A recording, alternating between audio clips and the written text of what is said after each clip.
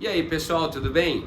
Olha só, vamos fazer aqui uma web aula sobre o fotodocumentarismo contemporâneo que trabalha basicamente a partir de algumas das características principais que foram na verdade estabelecidas no mundo a partir dos anos 90. A gente tinha até então um fotodocumentarismo muito mais focado em questões sociais, em questões de guerra tal, mas que agora continua um pouco essa pegada social, mas especificamente tem uma mudança aqui de protagonismo, ou seja, a gente tem fotógrafos muito mais preocupados em também fazer parte desse processo e não só serem apenas produtores de imagem. A gente vai ver isso a partir do que a gente chama de Manifesto dos Fotógrafos Autores. Então esse é o tema da nossa aula e a gente vai ver alguns exemplos de como esses fotógrafos autores dentro do fotodocumentarismo estão se comportando. Esse Manifesto de Fotógrafos Autores surge com a fundação da Doré de Regard na França e aponta o que vai na alma desses documentaristas atuais. E aí eu vou colocar para vocês 4 pontos específicos. O primeiro é o direito à subjetividade, ou seja, esses fotógrafos estão muito preocupados em que a parte deles, ou seja, o discurso deles também seja apresentado na fotografia. A gente viu isso em aulas anteriores, de que o fotógrafo é parte do discurso. Como que você vai ser fotodocumentarista se você tem uma politização, se você tem uma intencionalidade, se você tem, na verdade, uma necessidade de apresentar uma causa e debater essa causa? Como que você não faz parte do discurso? Né? Como é que você só fotografa e basicamente expõe isso? Então, a gente tem que ter o direito à subjetividade, não podemos mais ficar naquele lance só fotojornalístico de que, olha, você só tem que ir lá e fotografar aquilo que você está vendo. Não, você constrói discursos a partir da fotografia. Outra coisa, a promoção da noção de autoria da foto. Veja que isso é importante porque se nós estamos fugindo aqui daquele senso comum e da rotulação. As pessoas vão colocar muito que os fotógrafos XYZ fazem parte de determinada escola. Cara, tudo bem, eles podem fazer parte de determinada escola, eles podem fazer parte de determinado movimento, mas olha, cada fotógrafo tem o seu protagonismo, tem o seu nome, tem a sua subjetividade. Então há aqui uma promoção muito grande da noção de autoria da foto. Toda foto que é publicada tem autor. Toda foto que está publicada no jornal, numa revista, numa exposição, precisa ser devidamente creditado. Não pode estar sem crédito, ok? Porque isso pode parecer uma coisa meio banal, pode parecer que isso, onde já se viu não ter crédito? Tem que ter crédito e a gente vê muita foto, especialmente hoje em dia na internet. As pessoas pegam fotos e colocam em várias publicações, né, veiculam essas fotos em vários lugares, mas não colocam crédito. Isso vai desde as redes sociais até publicações importantes. Então a gente tem que ter essa questão da noção da autoria da foto. Outra coisa é o controle da edição e do mise-en-page ou do mise-en-scène nas exposições. Olha só que louco isso. Fotógrafos documentais muitas vezes produziam suas imagens, produziam seus trabalhos, entregavam para curadores nas galerias ou então em algum instituto, alguma fundação que de repente iria produzir uma exposição dessas fotos e na verdade o trabalho dele meio que parava ali. Né? Ou seja, os curadores é que iam a partir de então trabalhar com essas imagens, escolhendo quais eram as cenas que eles preferiam, quais eram qual era a sequência narrativa que eles queriam e como que eles colocariam isso numa exposição.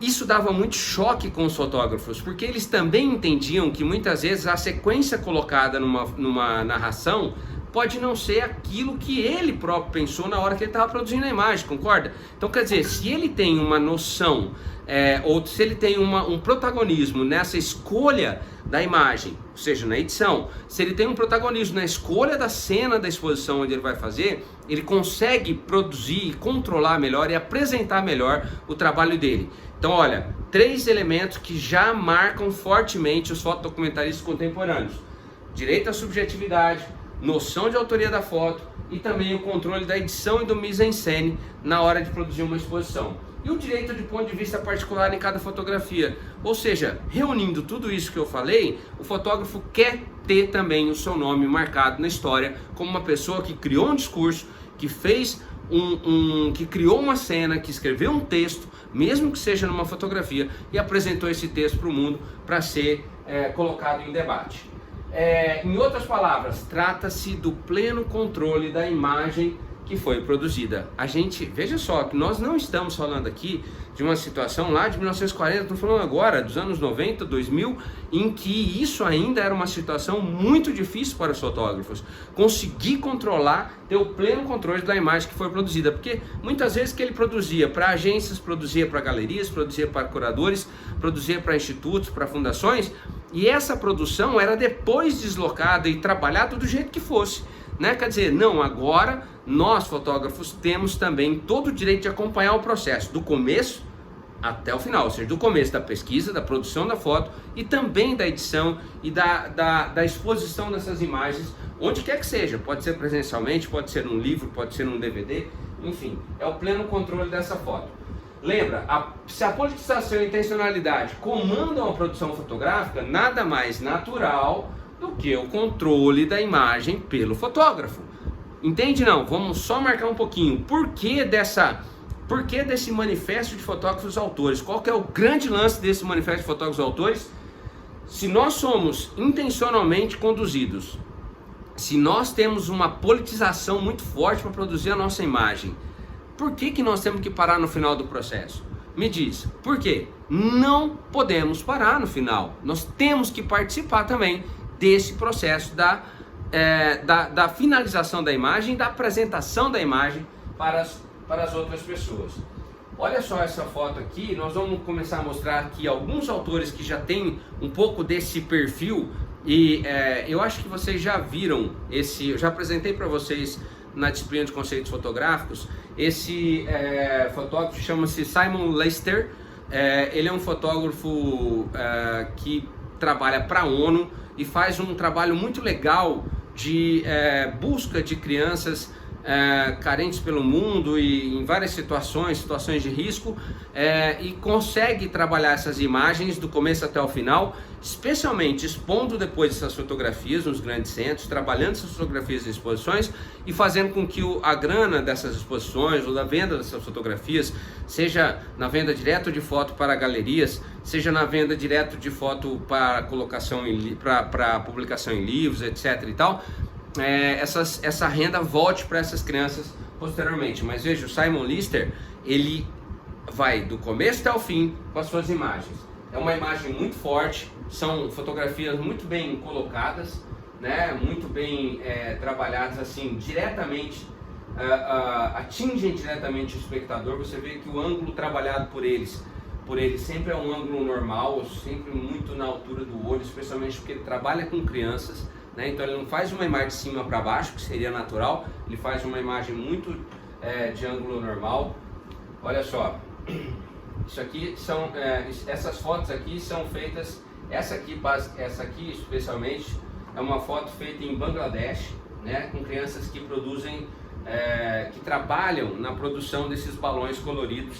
Um trabalho extremamente degradante, um trabalho que é muito pesado para essas crianças, mas que lá em Bangladesh é aceitado, ou seja, as pessoas aceitam que as crianças trabalhem nessas fábricas, mas cara, você vê toda uma infância perdida, a criança que estaria produzindo, que na verdade deveria estar brincando com isso, é a criança que está produzindo isso para outras crianças brincar, outras crianças de poder aquisitivo maior poderem brincar, Olha só que potência de foto. Eu gosto muito do ângulo normal do Simon Lister, ele trabalha muito com isso. Uma outra questão importante desses fotógrafos contemporâneos atuais é que eles conseguem ter um suporte de exposição hoje em dia muito mais aberto, não só na comunicação alternativa, dentro da internet, dentro de sites, dentro de blogs, mas cara, a coisa está virando um pouco pro lado da grande imprensa também. Então jornais como El País na Espanha, Libération na França, Grama, The Independent na Inglaterra, o Frankfurter Allgemeine na Alemanha, eles atuam como suporte direto para a produção desses fotógrafos documentaristas. Simon Lister, por exemplo, trabalha muito com agências e também com grandes, com a grande imprensa. Então hoje em dia é uma coisa que nós não estamos falando mais do fotojornalismo em si, mas do fotodocumentarismo ocupando um espaço jornalístico, que é um espaço jornalístico importante também para a gente poder levar essa fotografia para frente. Isso significa que os editores voltam a privilegiar então as grandes reportagens, os trabalhos autorais a partir dos projetos. Olha só que isso tinha acabado muito ali mais ou menos na década de 50 e 60, né? E depois os fotógrafos documentais acabaram indo para as guerras, né? Cobrirem as guerras. E hoje a gente volta a ter essa preocupação e essa demanda da grande imprensa por grandes projetos documentais na fotografia.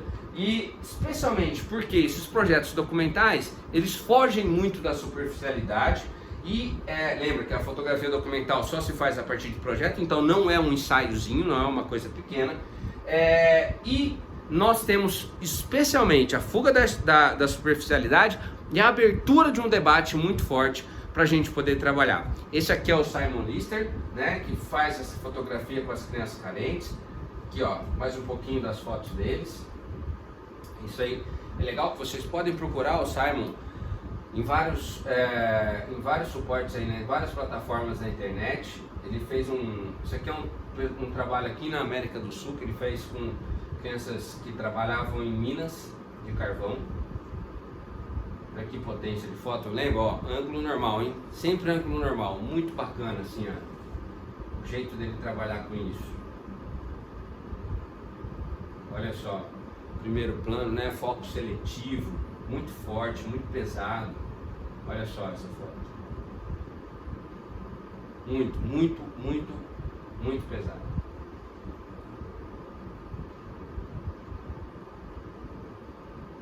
Depois eu vou deixar essa aula para vocês lá e aí você vai ter um pouco mais, você pode olhar um pouco mais essas fotos com tranquilidade.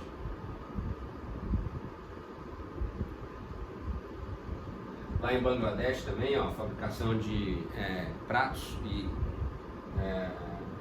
essas canequinhas de alumínio, né, para comer.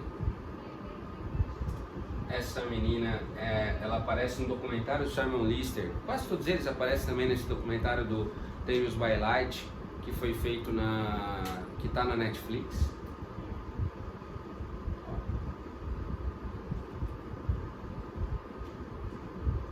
São fotografias muito fortes, muito pesadas e que fazem com que a gente consiga então ter uma noção de que hoje a fotografia documental contemporânea está muito mais ligada a essa noção de autoria dos fotógrafos, ou seja, eles são portadores também desse discurso. A gente não consegue mais desvencilhar isso da fotografia, ou seja, não somos mais só produtores. Fotografias documentais contemporâneas contêm hoje um traço muito marcante de quem as produziu. Beleza? Valeu, gente, até a próxima aula!